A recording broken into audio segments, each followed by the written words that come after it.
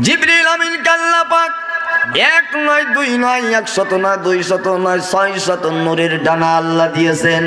নবীজি ডাক দিয়া বলেন, জিবরিল আমিন 600 ডানা মেলা লাগবে না, দুইটা ডানা যদি মেলাইয়া দেয় তামাম দুনিয়া তার ডানার তলে সে যাবে, আসমানের রোদ দুনিয়ার জমিনে পড়বে না।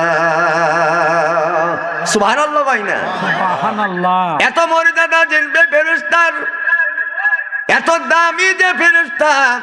জিবরিল আমিন ডাক দিয়া বলে, দুনিয়ার মানুষ শোনো, নবীজি ঘুমাইতেছেন। জিবরিল আমিন চিন্তা করে, নবীর ঘুম যদি এমনি ভাবে ডেকে ডেকে ভাঙ্গায় আমার নবী কষ্ট পাবে, এইভাবে নবীকে জাগানো যাবে না।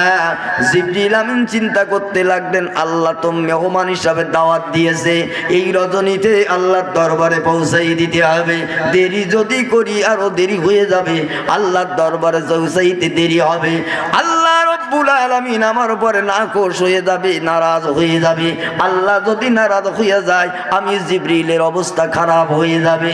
জিবরিল আমিন চিন্তা করলো, জাগাবো কিভাবে? নবীজি ঘুমায়, আল্লাহর ফেরেশতা জিবরিল কোটি কোটি রহমতের ফেরেশতার সরদার হইয়া জবানের কুদরতি জিহ্বাখানা নবীর কদমে লাগায়া চাটা শুরু করে দিয়ে জোরে বলুন সুবহানাল্লাহ। ভাইরা আমার কান লাগান, জিবরিল আমিন কুদরতি জবান নবীর পায়ে লাগাই দিয়ে কুদরতি জিহ্বা দ্বারা যখন চাটতে শুরু করে দিয়েছে, নবীর পায়ে ঠান্ডা ঠান্ডা লাগে। আল্লাহ নবীর ঘুম ভেঙে গেল, লক্ষ্য করে জিবরিল আমিন জিহ্বাটা পায়ের তলায় দিয়ে চাটতেছে। ডাক দিয়া বলে, জিবরিল, আল্লাহর কুদরতি কোটি কোটি রহমতের ফেরেশতাদের সরদার হইয়া তোমার কুদরতি জবানের জিহ্বাখানা আমার পায়ে লাগাইলা কারণ কি? আমার তো আমি মনে করি আল্লাহ পাক গোটা কুল কায়নাত যা সৃষ্টি করেছেন, আল্লাহ পাক ফেরেশতা মণ্ডলী কম সৃষ্টি করলো না, সব ফেরেশতাদের সরদার তোমারে বানালো। তুমি যদি কুই হায়ামাভাবে হায়াতের নূরের ভিতরে যদি একটা ডুব দাও রে জিবরাইল, তোমার প্রত্যেকটা ঝাড়ার ফুটা থেকে প্রতিদিন একটা করে ফেরেশতা আল্লাহ বানায়। তোমার ফুটা ফুটা পানির পরশ থেকে যে আল্লাহ পাক ফেরেশতা বানাইয়া দেয়, এত মর্যাদাবান ফেরেশতা হইয়া আমি তোমার কুদরতি জিহ্বাখানা আমার কদমে লাগাইলা, বুঝলাম না। জিবরিল আমিন ডাক দিয়া বলল, নবীজি, আমি কোটি কোটি রহমতের ফেরেশতাদের সরদার হতে পারি, আদম নবী থেকে শুরু করে আপনার পর্যন্ত আসমানি গ্রন্থ ওহীর মাধ্যমে বয়ে আনার মর্যাদা আল্লাহ দিয়েছে, ঠিক। আল্লাহ পাক এত মর্যাদা আমার দিয়েছে, কিন্তু আপনি নবী আখিরি জামানার পয়গম্বর, আপনি যদি আল্লাহ পাক যদি আপনাকে না বানাতো আমি জিবরাইলের মর্যাদা বাড়তো না, আপনাকে না বানালে আমি জিবরাইল আল্লাহ বানাতো না, আপনি নবী না হলে জিবরাইলকে আল্লাহ পাক কোটি কোটি রহমতের ফেরেশতাদের সরদার আল্লাহ পাক বানাতো না, আপনি নবী না হলে আমি জিবরাইলের এত সম্মান আল্লাহ বাড়াই দিত না। আরে নবীজি, যে নবীর কারণে আমি জিবরাইলের সম্মান বেড়ে গেল, যে নবীর কারণে এত মর্যাদা আমারে বাড়ালো, যে নবীর কারণে আল্লাহ পাক কোটি কোটি রহমতের ফেরেশতাদের সরদার আমারে বানালো, ওই নবীজি আপনি। ও নবীজি শুনে রাখুন, আমি জিবরাইল, আপনার কদমের তলে মরুভূমির যে বালুকণা আছে, ওই বালুকণার যে দাম আমি জিবরাইলের অত সম্মান দুনিয়াতে নাই। সুবহানাল্লাহ বলবেন না? নবীজি আপনার কদমের তলে বালুকণার যে মূল্য আছে, আমি জিবরাইলের চাইতে ওই বালুকণার মূল্য আল্লাহর দরবারে বেশি। নবীজি উঠুন উঠুন, আল্লাহ পাক জান্নাতি বুরাক পাঠাই দিয়েছে। আদম থেকে শুরু করে ঈসা রূহুল্লাহ পর্যন্ত কত পয়গম্বর এই দুনিয়ার জমিনে আল্লাহ পাঠাইয়া দিল, কিন্তু কোন নবী পয়গম্বরকে প্রথম আসমান ভেদ করে সিদরাতুল মুনতাহা টপকায়া 70,000 নূরের পর্দা পাড়ি দিয়া আরো শাহিমে আল্লাহর বাড়িতে আল্লাহ মেহমান হিসেবে দাওয়াত দেন নাই। আল্লাহ পাক আপনাকে দাওয়াত দিয়েছে মেহমান বানাইয়া আল্লাহর দরবারে নিয়ে যেতে হবে। নবীজি জান্নাতি বুরাক অপেক্ষা করতেছে, উঠুন। আল্লাহ রব্বুল আলামিনের হাবিব ঘুম থেকে উঠলেন, জিবরিল আমিন পাশে নিয়ে নবীজির সিনা চাক করানো হলো, ময়লাগুলো বের করে কলিজাগুলো ঢুকাই দেওয়া হলো, সাত ধুয়ে পরিষ্কার করে ঈমান আর হিকমত দ্বারা ভরপুর করিয়া আল্লাহ নবীকে যখন বুরাকের কাছে নিয়ে আসছে, বুরাকের কাছে নিয়ে আসার পর আল্লাহ নবী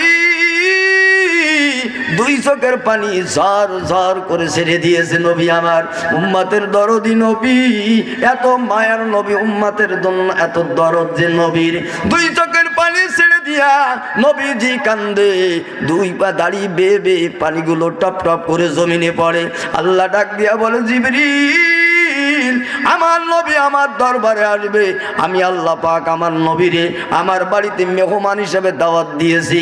আদম সফিউল্লাহ থেকে শুরু করে ঈসা পয়গম্বর পর্যন্ত কোন নবীরে আমার দরবারে মেহমান হিসেবে দাওয়াত দেয় নাই। এত আনন্দ কোন মুহূর্তে আমার নবী আমার দরবারে আসবে, আমার নবী কাঁদবে, আমি আল্লাহ পাক সহ্য করতে পারি না। আমার নবীর কাছে সন্ধ্যে জিবরাইল, আমার নবীর কাদার কারণটা কি? জিবরিল ডাক দিয়া বলল, নবীজি আল্লাহর দরবারে মেহমান হিসেবে যাবেন, কিন্তু এই মুহূর্তে দুই চোখের পানি বাড়াইয়া কেন কাঁদেন? আল্লাহ পাক জানতে চায়। জিবরিল ডাক দিয়া বলল, নবীজি কাদার কারণ কি? আল্লাহ রব্বুল আলামিন জানতে চায়। আল্লাহর নবী ডাক দিয়া বলল, ভাই জিবরাইল, আল্লাহ পাক আল্লাহর বাড়িতে আমারে মেহমান বানাইয়া নিবে, এত সুন্দর বাহন জান্নাতি বুরাক আল্লাহ পাঠাই দিয়েছে। আমি নবী আল্লাহর সঙ্গে মিরাজ করে যখন দুনিয়ার জমিনে ফিরবো, আমার উম্মতরা যদি আমার কাছে জানতে যায় নবীজি আল্লাহ পাকের দরবারে গিয়েছিলেন জান্নাতি বুরাক চড়ে, ওই রকম বুরাক আল্লাহ পাক আমাদের জন্য কি ব্যবস্থা করবে কিনা, যত সময় পর্যন্ত আল্লাহর কাছ থেকে জবাব না আসবে আল্লাহ পাক আমার উম্মতের জন্য এই রকম জান্নাতি বুরাকের ব্যবস্থা করবে কি না? হ্যাঁ আর না জবাব যত সময় পর্যন্ত আমি নবী না পাবো, অত সময় পর্যন্ত আমি নবী জান্নাতি বুরাকের পরে কদম মারব না।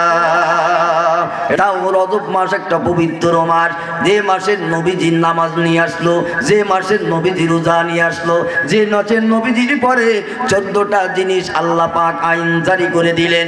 এই 14টা দফা নিয়ে নবীজি গোটা একটা বছর না, 2টা বছর না, 27 বছর ধরে গোটা আসমান ভিতরে সফর করে করে আল্লাহ রব্বুল আলামিন দুনিয়ার জমিনে তার হাবিবরে পাঠিয়ে দিয়েছে। 1-2 দিন না, 27 বছর সফর করলো নবী বলে, এসি দিকে এখনো শিকলি নড়ে, সুবহানাল্লাহ কই না? আমি এসি দিকে উযু করলাম যে পানি এখনো যায়, সুবহানাল্লাহ বলে। গোটা পৃথিবীর সব সময়টাকে আল্লাহ পাক স্টপ করে দিয়া আসমানি সময়টাকে আল্লাহ জারি করে দিয়েছেন, সুবহানাল্লাহ বলবেন না? আর জোরে বলেন, কথা বলেন না কেন? তার তাফসীর একটা দিয়েছেন 27 বছর কাটলো কি করে? আল্লাহ পাক রব্বুল আলামিন তার হাবিব বলেন কাটলো এইভাবে, আল্লাহ পাক আমাকে যখন নিয়েছেন গোটা দুনিয়ার সব সময়টাকে আল্লাহ স্টপ করে দিয়ে আল্লাহ পাক একটি রাস্তা দাঁড়িয়ে রেখেছিল, সুবহানাল্লাহ বলেন। আর জোরে বলেন না সুবহানাল্লাহ? ভাইয়েরা আমার কাল লাগান, নবীজি বুরাকের পাশে দাঁড়াইয়া দুই চোখের পানি ফেলাইয়া ফেলাইয়া নবীজি চোখ দ্বারা টপ টপ করে পানিগুলো বেয়ে বেয়ে পড়ে। আল্লাহ রব্বুল আলামিন ডাক দিয়া বলল, জিবরাইল কাদার কারণ কি?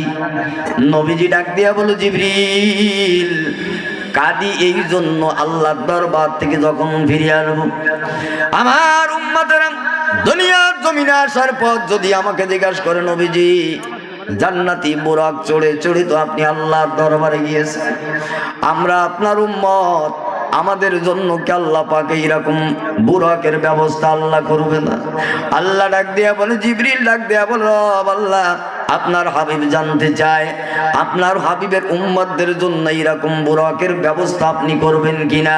যত সময় দিন থেকে আপনার দরবার থেকে হ্যাঁ এবং না জবাব না পাবে আপনার হাবিব বলে, অত সময় পর্যন্ত জান্নাতি বুরাকের পরে নবীজি কদম মারবে না।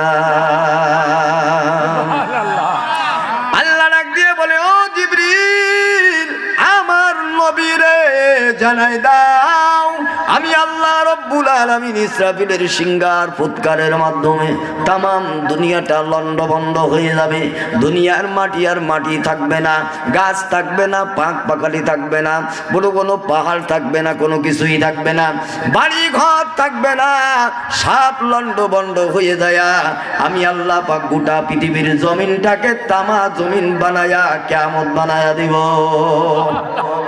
ওই কিয়ামতের ময়দানে আমার নবীর যারা উম্মত হবে যে সমস্ত ইমানদার উম্মত আর উম্মতিনী যারা আমার নবীর মুরগিত ইমানদার উম্মত, যারা কুরআন এবং সুন্নাহ অনুযায়ী এই দুনিয়ার জীবনে বাস্তব জীবন পরিচালনা করেছে, যারা আমি আল্লাহ তাআলার আইন দুনিয়ার জমিনে বাস্তবায়ন করার জন্য জেল জরিমানা নির্যাতন ভোগ করেছে, আমার দিন দুনিয়ার জমিনে প্রতিষ্ঠা করার জন্যে, আমার আইন বিধান প্রতিষ্ঠা করার জন্য যারা সংগ্রাম চালিয়েছে, আমার নবীর সুন্নাত যারা বাস্তব জীবনে আঁকড়ায় ধরে ঈমান নিয়া কবরে মৃত্যুবরণ করেছে, এই মানুষগুলা যখন কিয়ামতের ময়দানে কবর থেকে উঠবে, উঠতে দেরি আমি আল্লাহ পাক জান্নাতি বুরাক তার কবরের কিনারে পৌঁছাইতে দেরি করব না। জোরে বলুন সুবহানাল্লাহ।